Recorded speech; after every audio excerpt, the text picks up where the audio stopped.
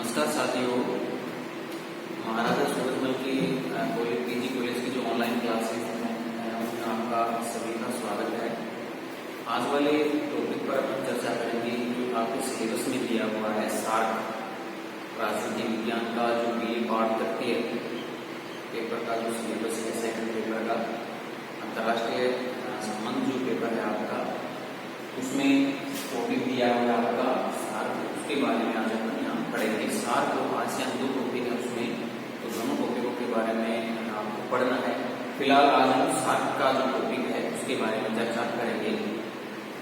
तो सबसे पहले तो जो सार्क का पूरा नाम है दक्षिण एशियाई क्षेत्रीय सहयोग संगठन के नाम रखते हैं। इसकी जो स्थापना है वो 1985 में हुई है, दिसंबर 1985 में। तो लगभग जो छोटा सवाल है वो आपसे पूछे जाने की संभावना है।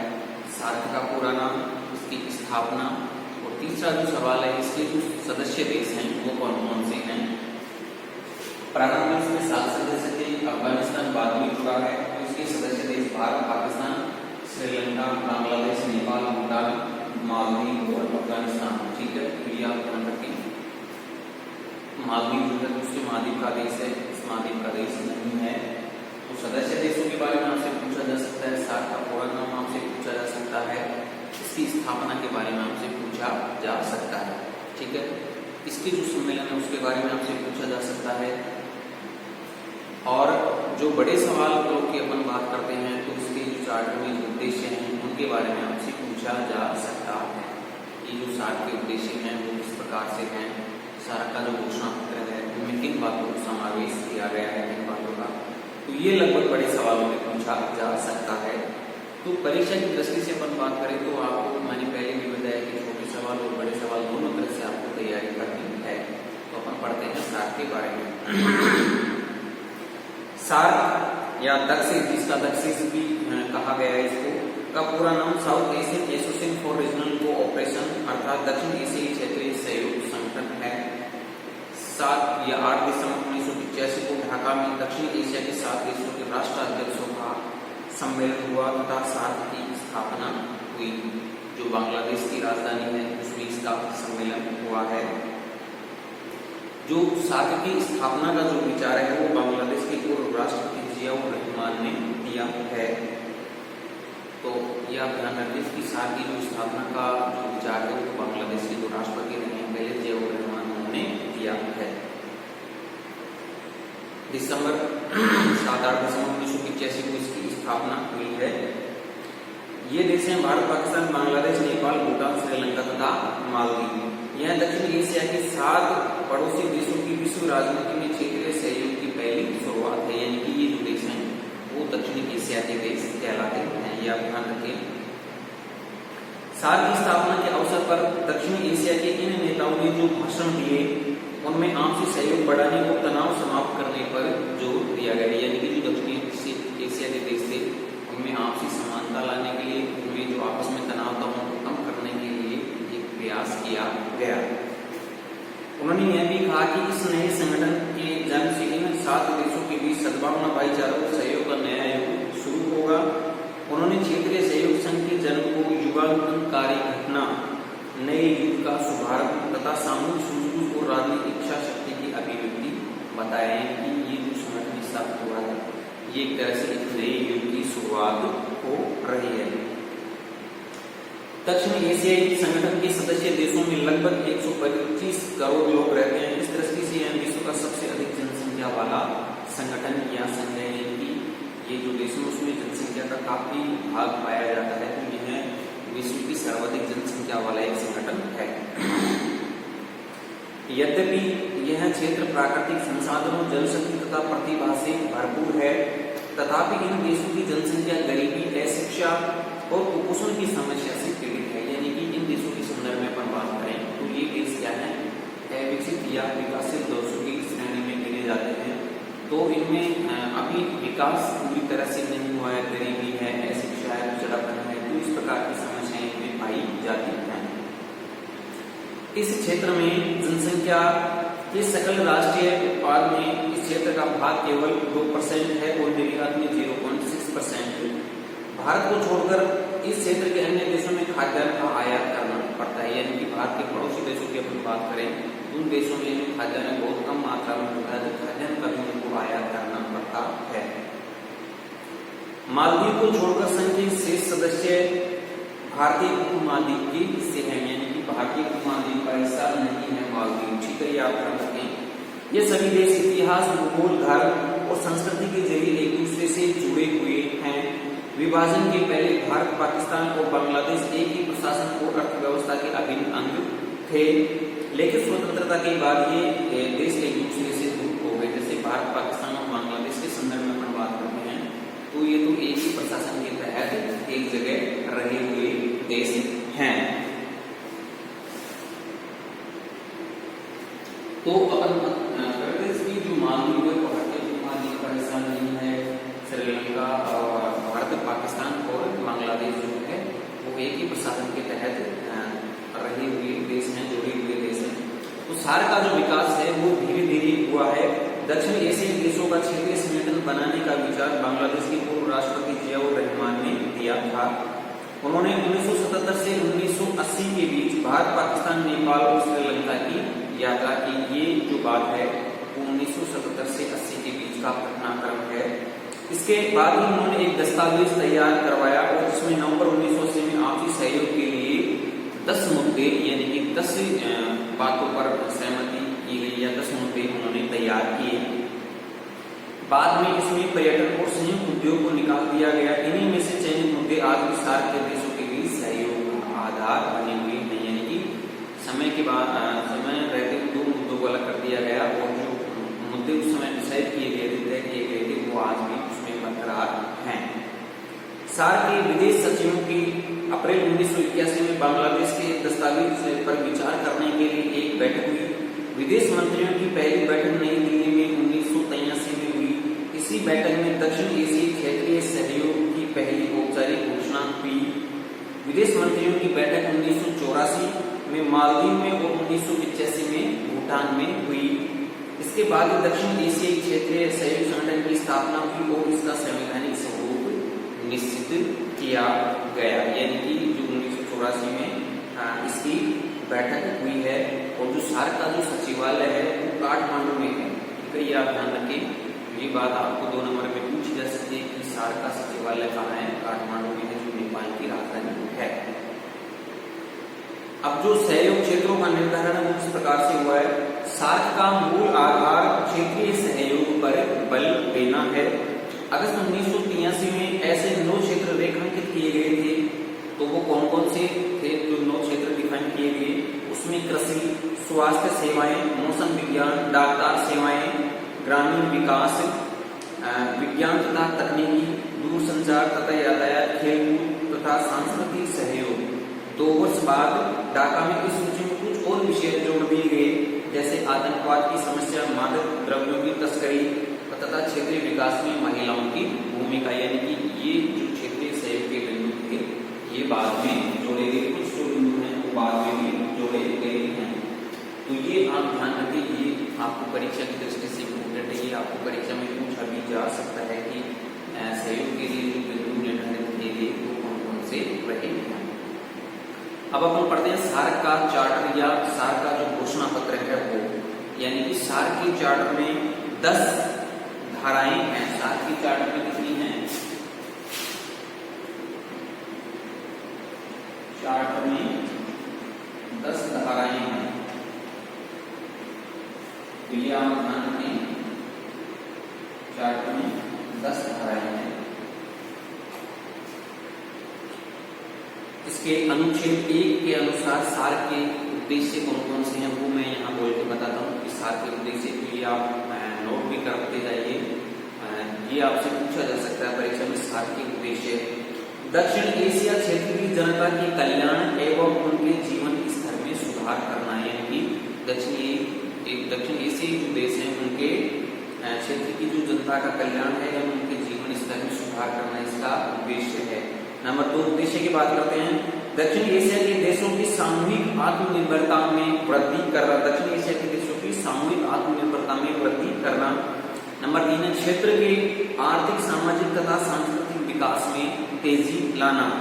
नंबर 4, आपसी विश्वास, सूझबूझ तथा एक दूसरे की समस्याओं का मूल्यांकन करना। नंबर 5 है आर्थिक, सामाजिक, सांस्कृतिक, तकनीकी और वैज्ञानिक क्षेत्र में सक्रिय सहयोग एवं पारस्परिक सहायता में वृद्धि करना। नंबर 6 है अन्य विकासशील देशों के साथ सहयोग में वृद्धि करना, यानी कि अन्य जो विकासशील कंट्री हैं उनके आपसी सहयोग में वृद्धि करना। नंबर 7 की बात करते हैं सामान्य हित के मामलों पर अंतर्राष्ट्रीय मंचों पर आपसी सहयोग मजबूत करना। तो ये जो मैंने बोले हैं वो सार के उद्देश्य हैं और ये बात आपको परीक्षा में भी पूछी जा सकती है। 5 नंबर के सवाल में भी पूछी जा सकती है कि सार, या 2 नंबर के सवाल में पूछ लिया जाए कि सार के 2 उद्देश्य लिखिए, सार के कौन कौन से उद्देश्य हैं। तो ये जो 6-7 उद्देश्य मैंने बोले हैं कि जो जनता का कल्याण है उनके जीवन स्तर में सुधार करना, सामूहिक आत्मनिर्भरता में वृद्धि करना, क्षेत्र के आर्थिक, सामाजिक और सांस्कृतिक विकास में तेजी लाना, आपसी सूझबूझ तथा एक दूसरे की समस्याओं का मूल्यांकन करना, विकासशील देशों के साथ सहयोग बढ़ाना, सामान्य हित के मामलों पर अंतर्राष्ट्रीय मंचों पर आपसी सहयोग को मजबूत करना। तो ये उद्देश्य जो है आपको परीक्षा में लिखने हैं। अब इसके सिद्धांत कौन कौन से हैं? अनुच्छेद 2 के अनुसार सार के प्रमुख सिद्धांत निम्न हैं। संगठन के ढांचे के अंतर्गत सहयोग, समानता, क्षेत्रीय अखंडता, राजनीतिक स्वतंत्रता, एक दूसरे के आंतरिक मामलों में हस्तक्षेप न करना तथा आपसी लाभ के सिद्धांतों का सम्मान करना। तो ये इसका उद्देश्य है। नंबर 2 की बात करते हैं, इस प्रकार का सहयोग द्विपक्षीय और बहुपक्षीय सहयोग का स्थान नहीं लेगा बल्कि उनका पूरक होगा। नंबर 3 बात करते हैं, इस प्रकार का सहयोग द्विपक्षीय और बहुपक्षीय उत्तरदायित्व का विरोध नहीं करेगा। तो ये इसके सिद्धांत माने गए हैं, 3 सिद्धांत हैं। अब चार्टर के अंदर सार की निम्न संस्थाओं का उल्लेख किया गया है, यानी कि जो सार का जो चार्टर है उसमें कुछ संस्थाओं का उल्लेख किया गया है, जिसमें शिखर सम्मेलन है, मंत्री परिषद है, स्थायी समिति है, तकनीकी समितियां हैं, कार्यकारी समिति है, सचिवालय है और वित्तीय प्रावधान है। तो सार की संस्थाएं कौन कौन सी हैं वो है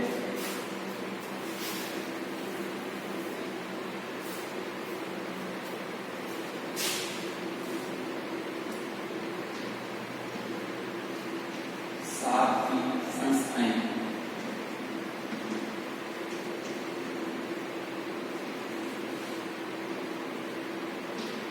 नंबर 1 शिखर सम्मेलन,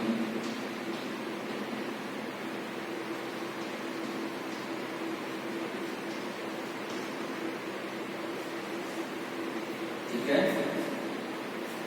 नंबर 1 संस्था में लिख दिया शिखर सम्मेलन। तो अनुच्छेद 3 के अनुसार प्रतिवर्ष एक शिखर सम्मेलन आयोजित किया जाता है। शिखर सम्मेलन में सदस्यों देशों के शासनाध्यक्ष भाग लेते हैं। पहला शिखर सम्मेलन है वो बांग्लादेश की राजधानी ढाका में 1985 में तथा दूसरा शिखर सम्मेलन भारत के बेंगलुरु नगर में 1986 में, तीसरा शिखर सम्मेलन नेपाल में हुआ। तो इस प्रकार जो है इनका जो सदस्य जो देश हैं वहाँ इनका लगातार जो शिखर सम्मेलन होते रहते हैं। 12वां जो शिखर सम्मेलन है वो नेपाल की राजधानी 12वां जो शिखर सम्मेलन जनवरी 2004 में पाकिस्तान में इस्लामाबाद में आयोजित किया गया था। तो जो सारी संस्थाएं हैं शिखर सम्मेलन या ध्यान रखें, यानी कि हर वर्ष इनके जो है सम्मेलन होते रहते हैं। अब ये वो जरूरी नहीं है कि हर साल इनके शिखर सम्मेलन लगातार किसी वर्ष सम्मेलन स्थगित भी किए जाते हैं तो दूसरे साल आयोजित किए जाते हैं। दूसरा है मंत्री परिषद।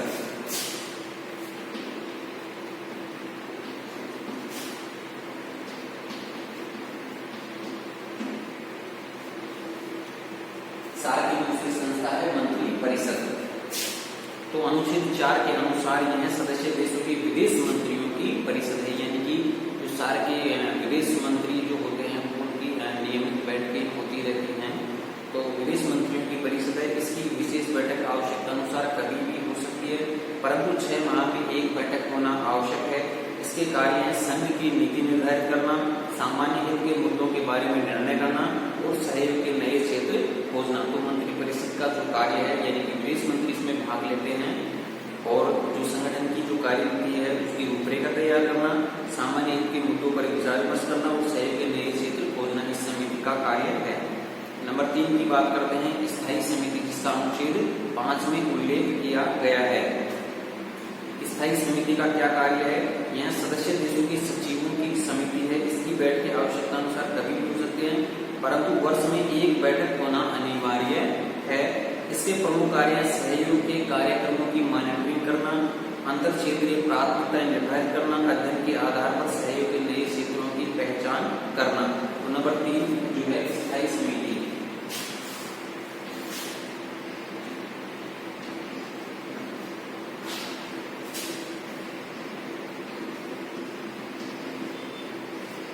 ठीक है, स्थायी समिति। नंबर 4 बात करते हैं तकनीकी समितियां।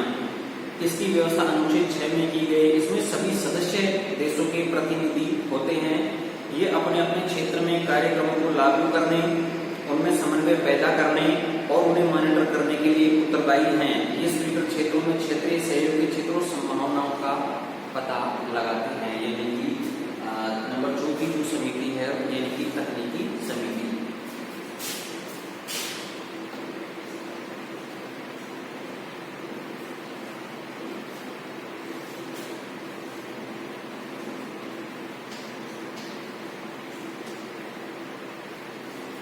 यानी कि तकनीकी समिति नंबर 4 जो है संस्था है इसकी सारथी।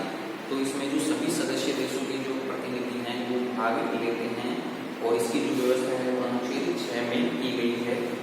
ये अपने अपने क्षेत्र में कार्यक्रमों को लागू करते हैं, उनमें समन्वय पैदा करने और उन्हें मॉनिटर करने के लिए उत्तरदायी होते हैं। ये स्वीकृत क्षेत्रों में क्षेत्रीय सहयोग के क्षेत्रों और संभावनाओं का पता लगाने का कार्य करते हैं। नंबर 5 की बात करते हैं वो कार्यकारी समिति है। अनुच्छेद 7 में इसका प्रावधान है।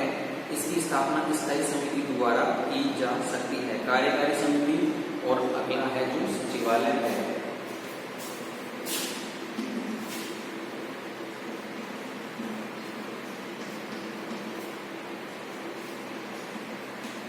कार्यकारी समिति और सचिवालय।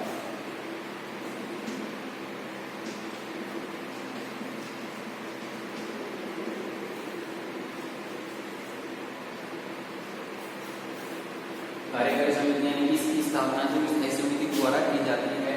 और नंबर 6 है इसका सचिवालय। और सचिवालय के संदर्भ में अपन ने बात करी कि नेपाल की जो राजधानी है काठमांडू में इसका सचिवालय है। तो अनुच्छेद 8 में सचिवालय का प्रावधान किया गया है। इसकी स्थापना दूसरे सार्क सम्मेलन के बाद 16 जनवरी 1987 को की गई। 17 जनवरी 1987 से काठमांडू सचिवालय में कार्य करना शुरू कर दिया। महासचिव का कार्यकाल 2 वर्ष रखा गया है। तो ये बात आप ध्यान रखिए कि सार्क का जो महासचिव होता है उसका कार्यकाल कितने वर्ष का है? 2 वर्ष का। आपसे ये भी पूछा जा सकता है कि सार्क का सचिवालय कहाँ है? काठमांडू में। तो आप याद रखिए। तथा महासचिव का पद सदस्यों में बारी बारी से घूमता रहता है।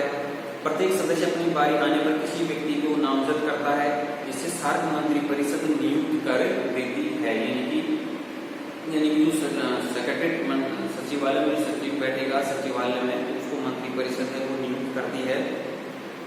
सार्क सचिवालय को 7 भागों में विभक्त किया गया और प्रत्येक भाग के अध्यक्ष को निदेशक कहा जाता है। काठमांडू स्थित सार्क सचिवालय में वर्ष 2003 में श्रीलंका में एक सांस्कृतिक केंद्र और मालदीव में तटीय प्रबंधन केंद्र की स्थापना की है। यानी कि जो सचिवालय है सार्क का उसमें श्रीलंका में सांस्कृतिक केंद्र की स्थापना की है और मालदीव में तटीय प्रबंधन केंद्र की स्थापना की है। दक्षिण एशिया के देशों के बीच विकास एवं सहयोग गतिविधियों को बढ़ावा देने के उद्देश्य से अब तक सार्क के 5 केंद्र खोले जा चुके हैं।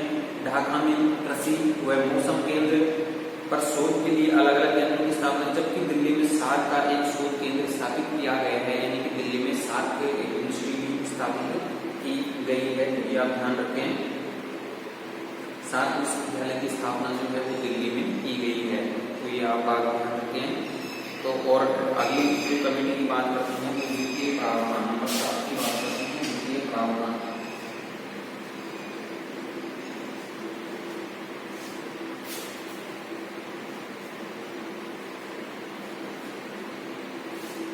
ये जो है 7 की संस्थाएं हैं। 7 वित्तीय प्रावधान यानी कि बजट के संदर्भ में इसमें बातें कही गई। 7 के सदस्य कार्यों के लिए प्रत्येक सदस्य के अनुदान को ऐच्छिक रखा गया है। कार्यक्रमों के व्यय को सभी देशों में बांटने के लिए तकनीकी समिति की सिफारिशों का सहारा लिया जाता है। सचिवालय के व्यय को पूरा करने के लिए सदस्य देशों के योगदान को निम्न प्रकार निर्धारित किया गया है। जैसे भारत 30% अपनी भागीदारी देता है, पाकिस्तान 25%, नेपाल, बांग्लादेश में श्रीलंका प्रत्येक का 11%, भूटान में मालदीव प्रत्येक का 5%, यानी कि जो सर्वाधिक जो भागीदारी है वो भारत के द्वारा 32% निर्धारित की गई है। तो ये तो हो गया अपना सार का सामान्य परिचय हो गया, यानी इसके सदस्य देशों के बारे में आपसे पूछा जाता। सार की संस्थाएं शिखर सम्मेलन हो गए, मंत्री परिषद हो गई, स्थायी समिति हो गई, तकनीकी समितियां हो गई, कार्यकारी समिति में सचिवालय हो गया, वित्तीय प्रावधान हो गया। अब जो सार का जो प्रथम शिखर सम्मेलन है वो ढाका में हुआ, जो बांग्लादेश की राजधानी 1985 में, और इसके 3 सम्मेलन जो है वो भारत में हो चुके हैं। दूसरा सम्मेलन 1986 बेंगलोर में हुआ है, 8वां सम्मेलन जो है 1995 में दिल्ली में हुआ है, 14वां शिखर सम्मेलन है वो 2007 में दिल्ली में हुआ है। तो सम्मेलनों में काफी बातें प्रावधान किए गए, तो ये जो है आप अपनी नोटबुक से तैयार करें जो सम्मेलनों में बात कही गई है। अब अपन देखते हैं कि सार्क की आज के समय में क्या भूमिका है, क्या इसका योगदान रहा है, तो ये बात आपसे पूछी जा सकती है परीक्षा के तहत। तो सार्क की भूमिका का एक तरह से अपन मूल्यांकन देखते हैं कि 7 देशों का जो क्षेत्रीय संगठन में आबद्ध होना जहाँ एक अच्छी बात है, वहीं यह कहना एक तथ्य है। तो ऐतिहासिक व भौगोलिक दृष्टि से म्यांमार और अफगानिस्तान के बीच इस क्षेत्र के अविभाज्य नदी को समाहित किए बिना यह क्षेत्रीय एकात्मकता अधूरी ही है। यह आश्चर्य का ही विषय है कि इन दोनों देशों को क्षेत्रीय सहयोग में सहभागी होने के लिए आमंत्रित नहीं किया गया, यानी कि एक तरफ बर्मा और अफगानिस्तान यानी कि म्यांमार और अफगानिस्तान जो है इन देशों को इसमें शामिल नहीं किया गया, जबकि ये पड़ोसी देश रहे हैं। 7 देशों के बीच यद्यपि राजनीतिक और सुरक्षा के विवादास्पद नए पुराने काफी उलझने विवाद रहे हैं, पर आर्थिक विकास में सहयोग की अमिट संभावनाएं आज भी विद्यमान हैं। दक्षिण एशियाई क्षेत्रीय संगठन की स्थापना ऐसे समय हुई जब इसके कुछ सदस्य देशों के आपसी संबंध सामान्य नहीं है।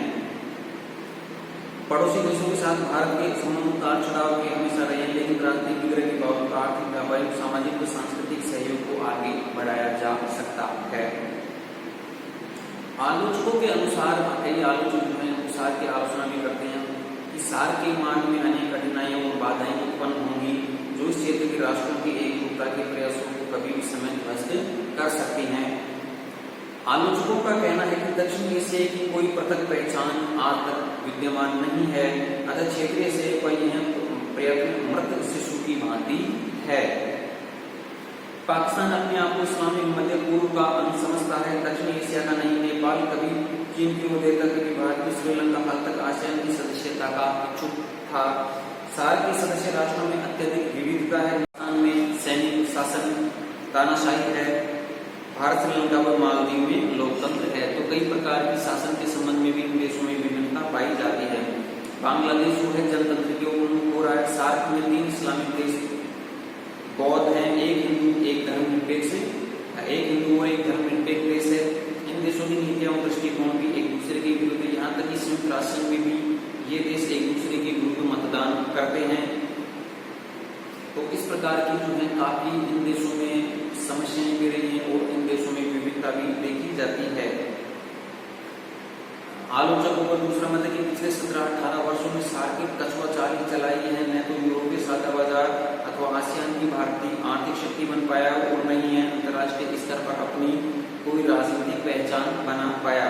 बांग्लादेश की पूर्व राष्ट्रपति बेगम खालिदा ने इसे बटी हुई घर की संज्ञा दी है। तो जो आलोचक है वो अपने दृष्टिकोण से अलग अलग प्रकार से इनकी आलोचना करते हैं। सार्क के क्षेत्र की अपने आपसी हितों के आधार पर अपने अनुभवों व तकनीक का आदान प्रदान कर सका और सदस्य देशों में उत्पादकता बढ़ाने के लिए साथ सामान व सेवा का लेन देन होता रहे, तो सामाजिक निर्भरता प्राप्त ये देश आपस में कर सकेंगे और महाशक्तियों के चंगुल से बच सकेंगे। काठमांडू में सार्क के स्थायी सचिवालय की स्थापना से लगता है कि 7 देश आपसी सहयोग से आर्थिक समृद्धि में योगदान करने को प्रति संकल्प हैं। तो ये एक उसका मूल्यांकन है कि ये वास्तव में अपने सही अर्थों में उत्तर पाया नहीं। तो आलोचक इसकी कई प्रकार से आलोचना भी करते हैं। तो अब देखते हैं कि आगे वाला टॉपिक अपन देखते हैं कि सार को किस प्रकार सार्थक बनाया जा सकता है। क्या कारण हो सकते हैं कि जो सार्क है वो अपनी अपेक्षाओं को आज के समय में छोड़ सके। तो सार को सार्थक बनाने के जो सुझाव है वो यहाँ अपन देखते हैं कि एक तो जो है सार को महाशक्तियों के चंगुल से दूर रखा जाए, दूसरा द्विपक्षीय और बहुपक्षीय सहयोग को बढ़ावा दिया जाए। नंबर 3 है अंतर्राष्ट्रीय मंचों पर सार्क देशों द्वारा सर्वसम्मत दृष्टिकोण अपनाया जाए। नंबर 4 बात करते हैं कि सहयोग के नए क्षेत्र ढूंढे जाएं, विशेषकर व्यापार, उद्योग, वित्त, ऊर्जा और मुद्रा के क्षेत्रों में सहयोग को बढ़ावा दिया जाना चाहिए। सांस्कृतिक संपर्क एवं एक दूसरे के देश के लोगों में आवाजाही को प्रोत्साहन दिया जाए। सार्क को आर्थिक मंच के साथ राजनीतिक विमर्श का मंच भी बनाया जाए। टकराव पैदा करने वाले मुद्दों को टाला नहीं जाए बल्कि बातचीत द्वारा इनका समुचित समाधान किया जाना चाहिए। तो ये जो है वो आपको परीक्षा में पूछने लायक बात है कि सार्क को सार्थक बनाने के सुझाव, ये बात आपको परीक्षा में पूछी जा सकती है और ये इम्पोर्टेंट है कि सार्क को सफल बनाने के लिए क्या सुझाव दिए जा सकते हैं। तो जो क्वेश्चन है वो किसी भी प्रकार से आपसे पूछा जा सकता है, आपको उत्तर लिखना आना चाहिए। तो मैं एक बार दोबारा रिपीट करता हूँ उनको कि सार्क की सफलता के लिए या सार्क को सार्थक बनाने के क्या सुझाव हो सकते हैं कि जो सार्क देश है या संगठन है इसको एक तो महाशक्तियों से दूर रखा जाए क्षेत्र से, द्विपक्षीय और बहुपक्षीय सहयोग को बढ़ावा दिया जाना चाहिए, अंतर्राष्ट्रीय मंचों पर सार्क देशों द्वारा सर्वसम्मत दृष्टिकोण अपनाया जाना चाहिए, सहयोग के नए क्षेत्र ढूंढे जाने चाहिए जैसे व्यापार, उद्योग, वित्त, ऊर्जा के संबंध में, सांस्कृतिक संपर्क एवं एक दूसरे देश के लोगों की आवाजाही को प्रोत्साहन दिया जाना चाहिए, सार्क को आर्थिक मंच के साथ राजनीतिक विमर्श का मंच भी बनाया जाना चाहिए, टकराव पैदा करने वाले मुद्दों को टाला नहीं जाए बल्कि बातचीत के द्वारा उन मुद्दों को सुलझाया जाना चाहिए। तो ये चीजों आपको ध्यान में रखी जानी है। अब मैं एक बार दोबारा से रिपीट करता हूँ। सार्क के संबंध में सार्क को दक्षिण भी कहा जाता है। सार्क की स्थापना जो है 1985 में हुई। दक्षिण एशियाई क्षेत्रीय सहयोग संगठन इसको कहा जाता है। ये जो 7 देश हैं, बाद में अफगानिस्तान को इसमें शामिल किया गया है, 8 देश हैं। सार्क की संस्थाएं शिखर सम्मेलन, मंत्री परिषद, स्थायी समिति, तकनीकी समितियां, कार्यकारी समिति, सचिवालय के प्रावधान है।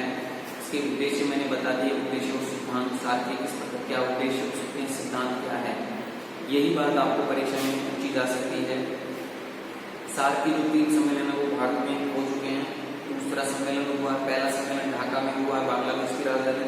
दूसरा सम्मेलन जो 1986 में बेंगलोर में हुआ है। 8वां सम्मेलन 1995 नई दिल्ली में। 14 सम्मेलन जो है 2007 में।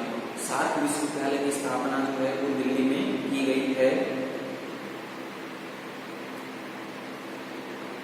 सार्क देशों के द्वारा एक साप्ताह जो मुक्त व्यापार संधि हुई है 2006 से लागू हो चुकी है, साउथ एशियन फ्री ट्रेड की आप ध्यान रखें।